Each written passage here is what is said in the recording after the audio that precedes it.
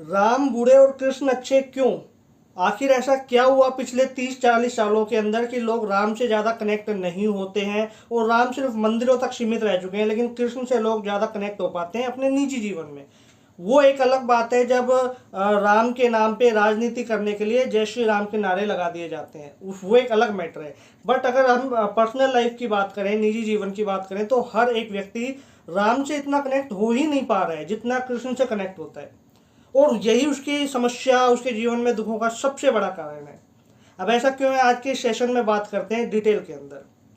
अब आपको समझना पड़ेगा कि राम वो जो मर्यादा पुरुषोत्तम रहे, राम वो जिन्होंने धर्म को सबसे ऊपर रखा, ठीक है। राम वो जो अपने पिता की आज्ञा पे 14 वर्ष के वनवास के लिए चले जाएं। आज के समय में कोई चला जाएगा? आज के समय में बच्चे माँ बाप को निकाल देंगे घर से, और निकालते ही हैं, बताने की आवश्यकता तो है ही नहीं। राम वो जो अपने निजी सुखों को त्याग रहे हैं, सारे निजी सुखों को त्याग रहे हैं धर्म की स्थापना के लिए, अपना कर्तव्य पालन करने के लिए, अपने वचनों को पूरा करने के लिए। मुझे बताइए, आज के टाइम में ऐसे कितने लोग हैं जो अपने वचनों का पालन करने के लिए, अपने धर्म के लिए, अपने निजी सुखों को त्यागने को तैयार हो जाते हैं? शायद 0.1% भी नहीं होंगे, ठीक है। इसलिए लोग राम से कनेक्ट नहीं हो पाते। लोगों को लगता है कि राम एक ऐसे समय के व्यक्ति थे, या एक ऐसे समय के अवतार थे जो बहुत बहुत पहले बीत चुका है, और आज के युग में उनकी आवश्यकता नहीं है। लेकिन वही कृष्ण से कनेक्ट इसलिए हो जाते हैं क्योंकि कहीं ना कहीं कृष्ण समय अनुकूल रहे हैं। जैसे जैसे काल की धारा बहती रही, कृष्ण वैसे ही चलते रहे, और कृष्ण ने उनकी नीतियाँ इतनी अच्छी थी कि उन्होंने हर तरीके के रास्तों को अपनाया। वो ऐसा नहीं है कि अपने वचनों का ही पालन करते रहे। जहाँ उन्हें लगा कि धर्म की हानि हो रही है, उन्होंने वचन तोड़े भी, ठीक है। जहाँ उन्होंने लगा कि अधर्म जीत रहा है, वहाँ उन्होंने बहुत सारे ऐसी चीज़ें भी की जो राम के चरित्र से बिल्कुल अलग उनको साबित करती है। इसलिए लोग कृष्ण से ज़्यादा कनेक्ट हो जाते हैं, क्योंकि लोग सोचते हैं कि हम समय के हिसाब से अपने आप को ग्रो करें, चेंज करें, ठीक है। फिर परेशानी का कारण क्या है? क्या कृष्ण से कनेक्ट होना परेशानी का कारण है? ऐसा बिल्कुल नहीं है। और दूसरा, आप इसका पहलू देखेंगे तो ऐसा ही है। कृष्ण से आप कनेक्ट हो रहे हो और आपकी परेशानी का कारण ही यही है, क्योंकि आप कृष्ण के उन रूपों से कनेक्ट होते हो जो रूप, ठीक है, वो एकदम, वो उनकी जो लीलाएं थी वो बहुत अच्छी लीलाएं थी, लेकिन वो आपके जीवन के अंदर कोई भी आपको अच्छा स्पिरिचुअल बनाने की सहायता नहीं करेंगे। आप कृष्ण के सभी रूपों को पूज लोगे, खासकर उनके बालपन के रूप को और उनकी किशोरावस्था के रूप को, उसके बाद का जो उनका चरित्र था, जो भगवत गीता जो उन्होंने दी, आप उसको नहीं पूछते। और यकीन मानो, कृष्ण की गीता में, कृष्ण अगर गीता का उपदेश दे रहे हैं तो कहीं ना कहीं उनके अंदर राम का चरित्र मौजूद है। तभी तो कृष्ण अर्जुन को गीता दे रहे हैं, तभी तो अर्जुन को ये सारा पूरा जो युद्ध चल रहा है, और जिसमें अर्जुन भयभीत है, और अर्जुन अपने कर्म से भागना चाह रहा है ना, अपने धर्म को त्यागना चाह रहा है, रणभूमि छोड़ के भागना चाह रहा है, तभी तो वो कृष्ण जो है वो गीता का उपदेश देकर बता रहे हैं कि ये तेरा धर्म है, इसको पूरी निष्ठा से निभा, अपने वचनों को निभा। कहीं ना कहीं उनके अंदर राम अवतरित हो रहे हैं, तभी तो वो ऐसा कर रहे हैं। तो दुखों का कारण कृष्ण से कनेक्ट तो होना नहीं है, दुखों का कारण ये है कि सिर्फ कृष्ण से कनेक्ट होना। ये एक शरीर हंस समझो, और इस हंस के दो पंख हैं, जो एक राम और कृष्ण है। क्या एक पंख के बिना हंस आसमान में उड़ पाएगा? नहीं उड़ पाएगा। ना वो बिना कृष्ण के उड़ पाएगा, ना वो बिना राम के उड़ पाएगा। इसलिए राम और कृष्ण नामक जो पंख तुमने अपने शरीर में धारण किए हैं, उनके ही सहारे तुम आसमान में उड़ सकते हो। इसलिए आज के युग में ये मत सोचो कि हमें राम की आवश्यकता नहीं है, कृष्ण की आवश्यकता है। जितनी तुम्हें कृष्ण की आवश्यकता है उतनी ही तुम्हें राम की आवश्यकता है, और जितनी राम की आवश्यकता है उतनी ही कृष्ण की आवश्यकता है। राम को विलन का टाइटल देना गलत है, राम को ओल्ड टाइप बताना, पुराने समय के बताना, वो बहुत गलत है। और कृष्ण को बताना कि नहीं ये कूल है और ये हमारी तरह ही है, ये भी गलत है। कृष्ण का चरित्र भी तुम नहीं समझ सकते, हाँ राम का चरित्र तो फिर भी तुम समझ जाओगे, कृष्ण को समझना बहुत मुश्किल हो जाता है। तो पहले राम को समझ जाओ, फिर कृष्ण अपने आप समझ में आ जाएंगे। लेकिन एक का हाथ पकड़ोगे तो यकीन मानो एक पंख से तुम आसमान में नहीं उड़ सकते। तो मैं कहना यही चाह रहा हूँ कि जितना आप कनेक्ट कृष्ण से होते हो उतना ही राम से होने की कोशिश करो। जब तुम कृष्ण की रणनीतियां को समझोगे और उसके हिसाब से आचरण करोगे तो उनको एक सही दिशा देने के लिए धर्म और मर्यादा की भी आवश्यकता होती है, और वो धर्म और मर्यादा तुम्हें भगवान श्री राम से मिलेगी। जब भगवान कृष्ण से तुम्हें नीति मिल रही है, भगवान कृष्ण से तुम्हें क्या करना है और क्या नहीं करना है, ये सारी सीख मिल रही है, तो उसको बैलेंस कैसे करना है, ठीक है, उसको एकदम स्थायी कैसे बनाना है, वो तुम्हें भगवान श्री राम से मिलेगा। तो जब तक तुम दोनों को साथ नहीं लोगे, दोनों के चरित्र को अच्छे से नहीं पढ़ोगे, दोनों का सम्मान बराबर नहीं करोगे, जीवन में सफल नहीं हो पाओगे। तो इसलिए दोनों को इक्वल लेके चलो। और कोई कंफ्यूजन है, कोई डाउट है तो मुझे पूछ सकते हो, और कमेंट में मुझे ये जरूर बताना कि आप राम को ज़्यादा महत्व देते हैं या कृष्ण को, या दोनों को ही आदरपूर्ण आप उनके सम्मान करते हैं और उनके आचरणों पे चलने की कोशिश करते हैं।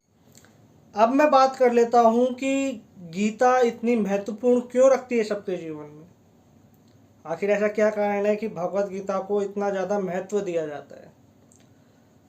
तो देखो, जितने भी आप पुराण और कथाएं पढ़ते हैं अपने देवी देवताओं के बारे में, वो कहीं ना कहीं आप देखेंगे कि उनके चरित्र पर आधारित होती है, और मतलब वो क्या कर रहे हैं क्या नहीं कर रहे हैं उस चीज़ पर आधारित होती है, और वो बहुत ही ऐसी लिखी जाती है कि हर एक व्यक्ति उसको सुनता है, समझता है और इंटरेस्ट भी लेता है ना, लोगों को अच्छी भी लगती है वो स्टोरियाँ सारी की सारी।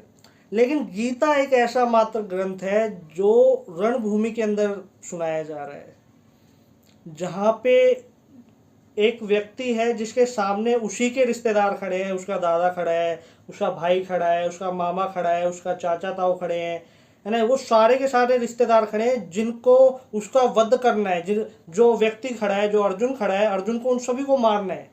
तो आप सोच के देखो कि अगर आपके सामने ऐसी दुविधा हो जहाँ पे आपको अपने ही परिजनों पे अस्त्र उठाने पड़े, अपने ही परिजनों को मारना पड़े, तो आप पे क्या बीत रही होगी।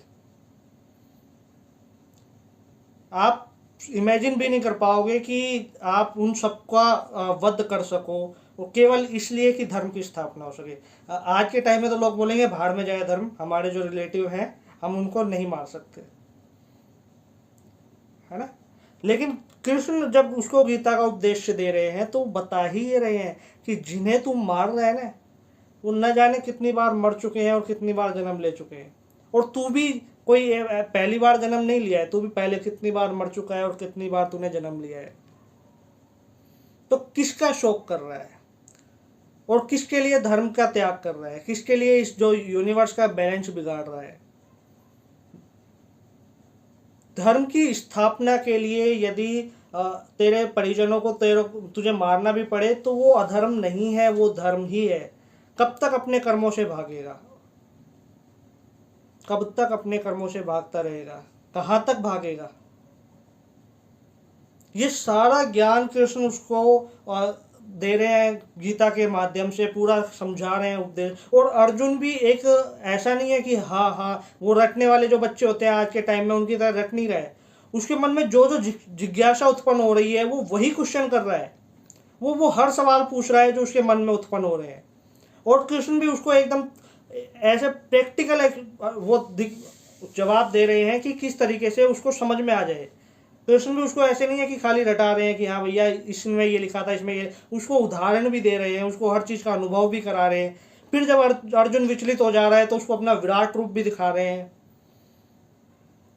कृष्ण उसको सारी जानकारियां दे रहे हैं भगवत गीता के माध्यम से। उसे कर्म, सकाम कर्म, निष्काम कर्म, कर्म योग, भक्ति योग, साधना, वैराग्य, मन, इन सब पे बातें कर रहे हैं। इसलिए गीता आज के समय में इतनी महत्वपूर्ण हो जाती है क्योंकि जो प्रश्न अर्जुन के भीतर उत्पन्न हो रहे थे वही सारे प्रश्न आज हर एक व्यक्ति के अंदर उत्पन्न होते हैं। लेकिन हमें वो कृष्ण नहीं मिल पाते जो सही मार्गदर्शन दे सके। क्यों? क्योंकि हम कृष्ण को एक व्यक्ति के रूप में ढूंढने की कोशिश करते हैं। हम सोचते हैं कि कोई व्यक्ति मिल जाए जो हमारा मार्गदर्शन करे, जबकि कृष्ण स्वयं गीता के रूप में है। तो आप गीता को जब पढ़ोगे, गीता का सम्मान करोगे, और आज के समय में गीता की आवश्यकता सबसे अधिक है, तो यकीन मानो आपके सभी प्रश्नों के जवाब आपको मिल जाएंगे। एक बात और, गीता को रटना नहीं है। ऐसा नहीं है कि शुरू से शुरू किया एक पहले श्लोक से और आखिरी श्लोक तक आपने पूरा पढ़ा, आपको समझ में नहीं आएगा। आप 50 बार पढ़ लोगे नहीं समझ में आएगा। जैसे आपके मन में क्वेश्चन उठे, जो आपके मन में सवाल उठे, उसी सवाल का जवाब तुरंत आप उस पुस्तक के अंदर देखो, भगवत गीता में देखो, तब कहीं जाके आपको गीता पूरी तरीके से समझ में आने लगेगी, अन्यथा नहीं आने वाली। आज गीता इसलिए जरूरी है क्योंकि आज का जो समय है, आज का जो मनुष्य है, वो अपने आप को केवल और केवल देह ही समझता है। वो समझता है कि मैं केवल शरीर हूँ और शरीर के सुखों के लिए ही वो कार्य करता है, और जो शरीर के सुखों के लिए कार्य कर रहा है वो कहीं ना कहीं इस प्रकृति का भी नाश कर रहा है ना। वो इस पूरे पृथ्वी का संहार कर रहा है, जबकि उसको इस पृथ्वी को नष्ट करने का कोई हक नहीं बनता। इस पृथ्वी पर सभी जीव जंतु वृक्ष सबका अधिकार समान है। तो जब तक उस मनुष्य को उसके भीतर के सवालों के जवाब नहीं मिलेंगे, उसका मन शांत नहीं होगा, तो वो ऐसा ही करता रहेगा। इसलिए गीता जरूरी है। तो मैं आशा कर रहा हूँ आप लोग गीता पढ़ेंगे, समझेंगे, और गीता के साथ साथ आप अपने जीवन में राम और कृष्ण दोनों के चरित्र को उतारेंगे, तभी आपका जीवन सफल होगा। ये हमने जो चैनल खोला है, ये इसलिए खोला है ताकि आपको एक सही गाइड दे दी जाए, आपको सही रास्ता दिखाया जाए कि आपको किस मार्ग पे चलना है, क्या करना है, क्या नहीं करना। हम केवल और केवल पुरानी मान्यताओं या पुराने बातों को लेकर नहीं चलने वाले। हम सारे सब्जेक्ट पे बात करेंगे, सारे टॉपिक पे बात करेंगे। कोई टॉपिक अगर आपको मन में है, कोई डाउट है और आप चाहते हो कि उस पर वीडियो आए, तो कमेंट में बताओ जरूर, और इस चैनल से जुड़ो,